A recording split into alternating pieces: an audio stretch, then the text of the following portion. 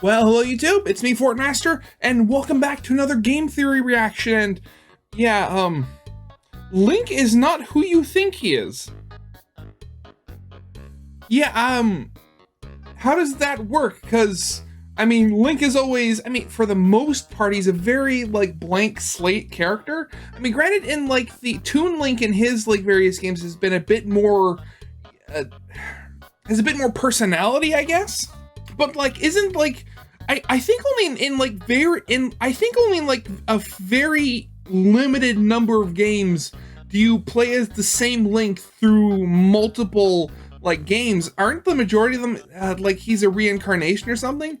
Great, this is coming from somebody who's not the biggest Zelda player. But yeah, I always assumed that he was, constantly being reincarnated, so he's technically, a different person every time. Except the same soul, or I'm not really sure how reincarnation really works in this, in the Zelda world or universe. I don't know. Yeah, so Matt, color me intrigued with a fair bit of confusion sprinkled on. So yeah, as always, original video is linked in the description if you haven't seen it yet for some reason. Corner video will lead to my reaction to film theory. And with all that out of the way, let's get this thing started then, shall we? Ladies and gentlemen, the news is finally out. The Legend of Zelda is getting a live-action movie, and honestly, I couldn't be more excited. Yeah, I heard about it's that, not gonna right? be as colorful and slapstick as the Mario movie. Given its success, I think they'd be foolish not to take a few lessons from that one. Zelda can have herself some of those hashtag girl boss moments. Ganondorf can sit in his castle singing along with Zeldy, Zeldy, Zeldy, Zeldy, Zeldy. But the real mystery is in a complicated timeline of heroes. Which Link is gonna be your best choice for the movie? Which one is gonna be the most iconic for the series? Which one instantly sells you on spirit of the hero? I know it's not necessarily live action ready, but personally I'd put my money on Wind Waker Link. He's cute, yeah, as I said, attitude, he wears a cool lobster shirt, not to mention that he's the only one to defeat Ganondorf. And wait, Tom, what? What do you mean that Link isn't really a Link? Hello internet, welcome to Game Theory. Okay. Again, this is coming from somebody who's not the biggest Zelda player. The only Zelda games I've ever really played were, I played through most of Twilight Princess when I was younger. I got stuck on the final boss and I just kind of abandoned it. I played through Skyward Sword, and my absolute favorite was Spirit Tracks because, train. Other than that, I know Spirit Tracks is in kind of the Toon Link timeline, though then the whole thing with timelines, it gets even more confusing, because I remember them talking about how the timelines were kind of merged with, Breath of the Wild and sort of stuff like that. I don't know, it gets really confusing. But yeah, okay, stop talking, let's see what Matt actually has to say on the topic, because again, I don't think I'd be able to add anything more at the moment.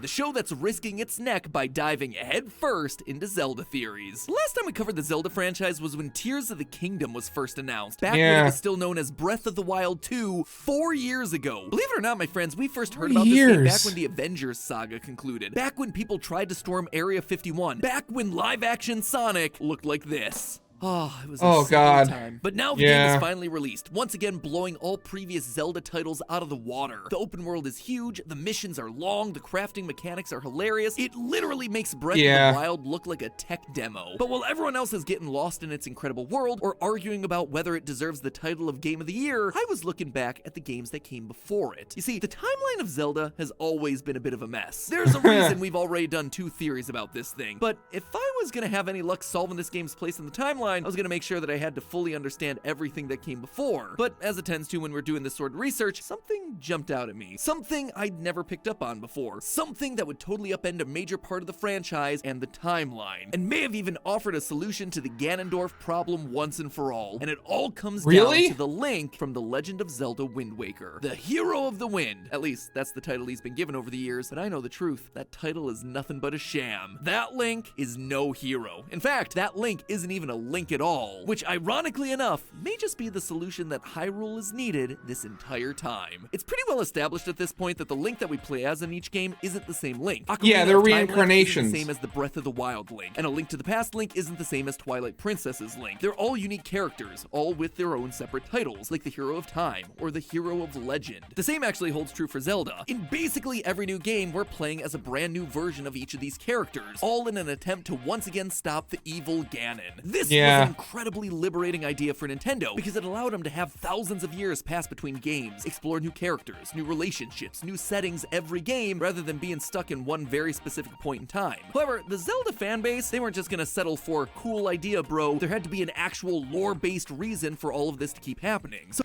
Nintendo couldn't have gotten off that easy. So, what was it? I'm trying to remember from Skyward Sword, because that's canonically, like, the very first in the timeline ever. What was the thing? Like, the evil spirit... What was it? I'm trying to remember what the evil spirit was. Demise, that was it, yeah. And then, like, Ganon was made or created by Demise when Demise was defeated as sort of like a reoccurring curse on the land of Hyrule or something like that. Again, it's weird. So Nintendo decided to answer the fanbase's prayers with what became the first game in the Zelda timeline, Skyward Sword. Skyward Sword was an interesting game when it first came out. It had every single fan flailing wildly in their living rooms trying desperately to defeat even the simplest of enemies. If you managed to get past all of that, you are told the origins of the myths that we've spent years hearing about in all the other installments. We saw the founding of Hyrule, and after defeating the final boss Demise with the Master Sword, he casts this curse. Quote, "Though this is not the end, my hate never perishes. It is born anew in a cycle with no end. I will rise again. Those like you, those who share the blood of the goddess and the spirit of the hero, they are eternally bound to this curse. An incarnation of my hatred shall ever follow your kind, dooming them to wander a blood-soaked sea of darkness for all time." Hey, Demise, edgelord much? Someone get this very much so, yes. Anyway, this is why Ganon's able to return in each installment. Each time he's defeated by someone with the spirit of the hero, a version of Link, his desire for revenge forces him to return to hopefully destroy Link once and for all in the next game. Now, I'm sure you're wondering what any of this has to do with this little guy right here, arguably the cutest and sassiest Link that we've ever encountered. Well, very much so. Puts real emphasis on the whole spirit of the hero thing, a title that this franchise doesn't just throw around willy-nilly. There are rules and guidelines to being deemed the spirit of the hero, and if you take a look at the actions of Wind Waker's Link, you start to see that the pieces don't exactly line up. Wait a second. Does Link in Breath of the not Breath of the Wild, does Toon Link ever get a Triforce? Because I know, like, Zelda, Ganon, and Link, they always get like one of the three Triforces each. Does Toon Link ever get the Triforce? Because I remember, wait, was it Tetra, the pirate who was like secretly, even to herself, actually Princess Zelda, did she get it? Man, it's been a long time since I thought of these games, I'm sorry.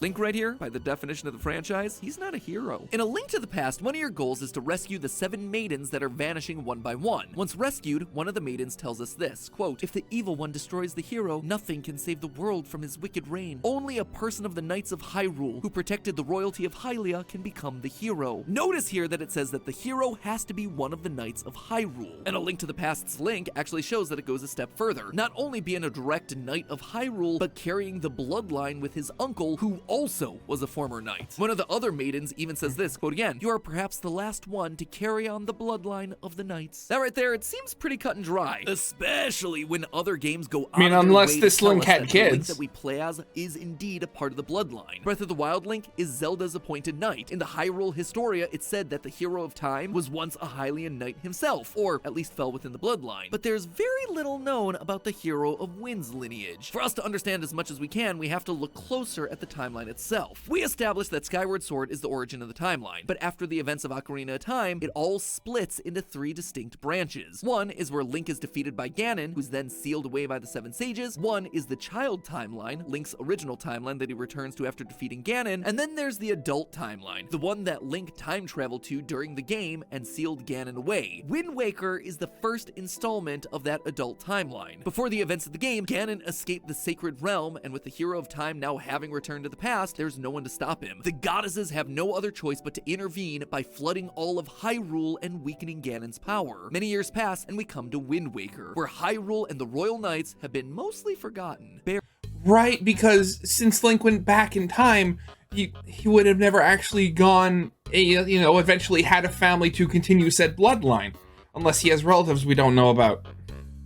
Buried under the ancient sea. Within the Hyrule Encyclopedia, we can see how the map from Ocarina of Time before the Great Flood correlates to the map in Wind Waker. Zora's domain became Dragon Roost Island, and the people of Castletown and Kakariko Village retreated to what's now Windfall Island. But what's interesting about this map is Outset Island, the Hero of Wind's home. It's not even on Ocarina's map. The furthest point is Lake Hylia, which the encyclopedia says becomes Great Fish Isle. Outset Island is even further south than all of that. What this means is Link's family lived way outside of Castletown, where all the royal knights were stationed. When the Great Flood happened, people ran to the closest mountains they could. If Link had any relation to the royal knights, he would have been living on Windfall Island, not some random island far away from the center of Hyrule. Now, some of you might be thinking that I'm trying to apply too much logic to a video game, to which I say, yeah, duh. And if you're surprised by that, well, new here? You're not subscribed. So make sure you just slap that subscribe button so you can see realistic logic applied to any video game. Also, if you slap that subscribe button, it explodes a little bit, so,